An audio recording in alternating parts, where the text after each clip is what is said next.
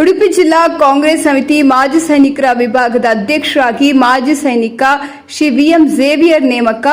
ರಾಜ್ಯಾಧ್ಯಕ್ಷರಾದ kernel T Mallikarjun ಅವರು ನೇಮಕಾತಿ ಆದೇಶ ಪತ್ರ ನೀಡಿದರು. ವತಿಯಿಂದ ನಿಮಗೆ ಪೋಸ್ಟಿಂಗ್ ಆಗಿದೆ. ಇವತ್ತು ಏನು ಪೋಸ್ಟಿಂಗ್ ತಗೊಂಡಿದ್ದೀರಾ, ಇವತ್ತು ಏನಾಗಿದೆ, ಏನು ಜವಾಬ್ದಾರಿ ನೀಡಿದ್ದಾರೆ ಸರ್? ನಾನು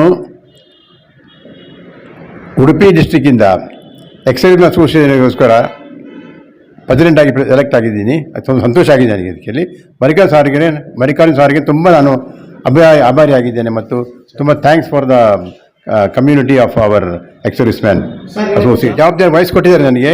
ಅದನ್ನು ನಾನು ತುಂಬ ಸುಧಾರಿತವಾಗಿ ಕೆಲಸ ಮಾಡಲು ತುಂಬ ನಾನು ಸಮರ್ಥನಾಗಿದ್ದೇನೆ ಮತ್ತು ಮಾಡ್ತೀನಿ ಅಂತ ಭರವಸೆ ನನಗಿದೆ. ಉಡುಪಿ ಜಿಲ್ಲೆಯ ಅಧ್ಯಕ್ಷರಾಗಿ ನಮ್ಮ ಮಾಜಿ ಸೈನಿಕ ಘಟಕದ ಡಿಸ್ಟ್ರಿಕ್ಟ್ ಕಾಂಗ್ರೆಸ್ ಕಮಿಟಿದ ಎಕ್ಸ್ ಸರ್ವಿಸ್ಮೆನ್ ಡಿಪಾರ್ಟ್ಮೆಂಟ್ ಆದ ನಾವು ಅಲ್ಲಿ ಡಿಸ್ಟ್ರಿಕ್ಟ್ ಪ್ರೆಸಿಡೆಂಟ್ನ ನಾವು ನೇಮಕ ಮಾಡಿದ್ದೇವೆ.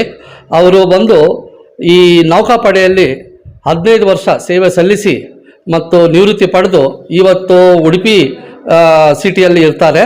ಆಮೇಲೆ ಇವರಿಗೆ ಉಡುಪಿ ಜಿಲ್ಲೆಯ ಅಧ್ಯಕ್ಷರಾಗಿ ಅವ್ರಿಗೆ ನೇಮಕ ಮಾಡಿದ್ದೀವಿ. ಜವಾಬ್ದಾರಿ ನೀಡಿದ್ದೀರಾ. ಆ ಭಾಗ ಅಂದ್ರೆ ಬಿಜೆಪಿಯ ಭದ್ರಕೋಟೆ. ಆ ಭದ್ರಕೋಟೆಯಲ್ಲೇ ಇವತ್ತು ಹಿರಿಯರನ್ನ ಗುರುತಿಸಿ ಮಾಡತಕ್ಕಂಥದ್ದು ಎಷ್ಟು ಸೂಕ್ತ ಸರ್? ಉಡುಪಿಯಲ್ಲಿ ನೋಡೋದಾದರೆ ಒಂದು ಸ್ಯಾಫ್ರನೈಜೇಷನ್ ಆಫ್ ಪಾಲಿಟಿಕ್ಸ್ ಆಗಿದೆ.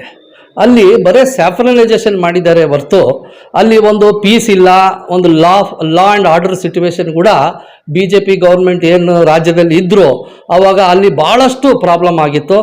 ಈಗ ನಮ್ಮ ಕರ್ನಾಟಕದಲ್ಲಿ ನಮ್ಮ ಕಾಂಗ್ರೆಸ್ ಪಕ್ಷ ಬಂದ ಮೇಲೆ ಸರ್ಕಾರ ರಚನೆ ಆದಮೇಲೆ ಇವತ್ತು ನೋಡಿ, ಇವತ್ತು ದಕ್ಷಿಣ ಕನ್ನಡ ಆಗಲಿ ಮಂಗಳೂರಿನಲ್ಲಿ ಆಗಲಿ ಇವತ್ತು ಒಂದು ಲಾ ಆ್ಯಂಡ್ ಆರ್ಡರ್ದು ಪ್ರಾಬ್ಲಮ್ ಏನೂ ಇಲ್ಲ.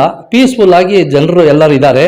ಅದೇ ನಿಟ್ಟಿನಲ್ಲಿ ನಾವು ಮಾಜಿ ಸೈನಿಕರ ಘಟಕ ನಾವಲ್ಲಿ ಒಂದು ದೊಡ್ಡ ಸಂಘಟನೆ ಮಾಡಿ ಅಲ್ಲಿ ನಾವು ಜನರಿಗೆ ಸ್ಥಳೀಯರಿಗೆ ಒಂದು ಅವೇರ್ನೆಸ್ ಮೂಡಿಸಲು ನಾವು ಹೊರಟಿದ್ದೇವೆ. ಇದು ನಮ್ಮ ದೇಶಕ್ಕೆ ಒಳ್ಳೆಯದಾಗಲಿ. ಆಮೇಲೆ ನಮ್ಮ ದೇಶಕ್ಕೆ ಪರವಾಗಿ ನಮ್ಮ ಕಾಂಗ್ರೆಸ್ ಪಕ್ಷ ಏನು ಇವತ್ತು ಇಂಡಿಯಾ ಬ್ಲಾಕ್ ನಡೀತಾ ಇದೆ ಕೆಲಸ, ನಮ್ಮ ಪಾರ್ಲಿಮೆಂಟ್ ಆಗಲಿ ಪಾರ್ಲಿಮೆಂಟ್ ಹೊರಗಡೆ ಆಗಲಿ ಏನು ನಾವು ಇವತ್ತು ಬೆಲೆ ಏರಿಕೆ ಆಗಿರ್ಬೋದು, ಆಮೇಲೆ ಅನ್ಎಂಪ್ಲಾಯ್ಮೆಂಟ್ ಆಗಿರ್ಬೋದು, ಆಮೇಲೆ ಇವತ್ತಿನ ಜಸ್ಟ್ ಹೋದ ವಾರದಲ್ಲಿ ಏನು ಬಡ್ಜೆಟ್ ಮಂಡನೆ ಮಾಡಿದ್ದಾರೆ ಇದನ್ನೆಲ್ಲ ನಾವು ವಿರೋಧಿಸ್ತಿದ್ದೀವಿ. ಯಾಕೆ ಅಂದರೆ ಇದರಿಂದ ನಮಗೆ ಬಡವರಿಗೆ ಆಮೇಲೆ ಸಾಮಾನ್ಯ ವರ್ಗದವ್ರಿಗೆ ಭಾಳ ಇದು ಒಂದು ಪೆಟ್ಟು ಬಿದ್ದಿದೆ.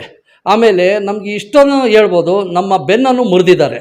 ಹಾಗಾಗಿ ಇದನ್ನೆಲ್ಲ ನಾವು ಜನರ ಹತ್ರ ನಾವು ತಗೊಂಡೋಗ್ಬೇಕು ಮತ್ತು ಜನರಿಗೆ ನಾವು ಅರಿವನ್ನು ಮೂಡಿಸಿ ನಾವು ಕಾಂಗ್ರೆಸ್ ಪಕ್ಷವನ್ನು ಬಲವಾಗಿ ಮಾಡಬೇಕು ಮತ್ತು ನಮ್ಮ ದೇಶವನ್ನು ಇನ್ನೂ ಅತಿ ಬಲವಾಗಿ ಮಾಡಬೇಕಂತೇಳಿ